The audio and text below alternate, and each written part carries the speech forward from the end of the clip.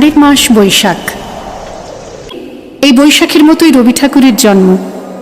সোনার আশ্বিনে নয়, হিমের রাতের অঘ্রাণে নয়, ফুল রাঙানো ফাগুনে নয়, এই খর ক্ষিপ্র বৈশাখেই তাঁর জন্ম। এই খ্যাপা বৈশাখের গৈরিক তিলক দিয়েই সাজানো তার জন্মদিনের ললাট। বৈশাখে প্রকৃতির নতুন জন্ম, আমাদেরও নতুন জন্ম এই বৈশাখে, 25শে বৈশাখে, রবি ঠাকুরের জন্মদিনে।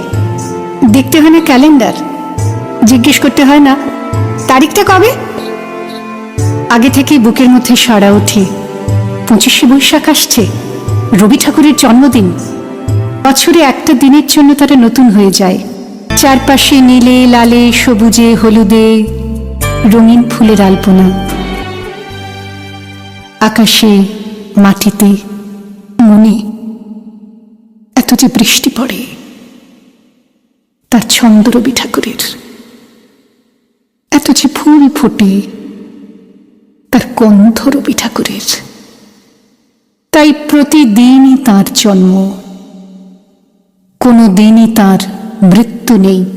কালের কালা পাহাড়ে সে কোনো দিন যদি ভারতবর্ষ থেকে সমস্ত ঠাকুরের পুজোর প্রদীপ নিভিয়ে দিয়ে যায়, তবু একটি ঠাকুরের বেদি চিরকাল থাকবে মাটির সঙ্গে গাঁথা।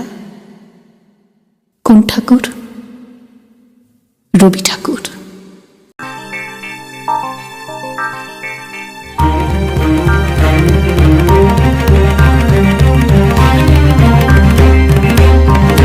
বিপুল তরঙ্গরে, বিপুল তরঙ্গরে সব গগন উদ্বেলিয়া মগন করে অতীত অনাগত আলোকে উজ্জ্বল জীবনে চঞ্চল একই আনন্দ তরঙ্গ। বিপুল তরঙ্গরে, বিপুল তরঙ্গরে।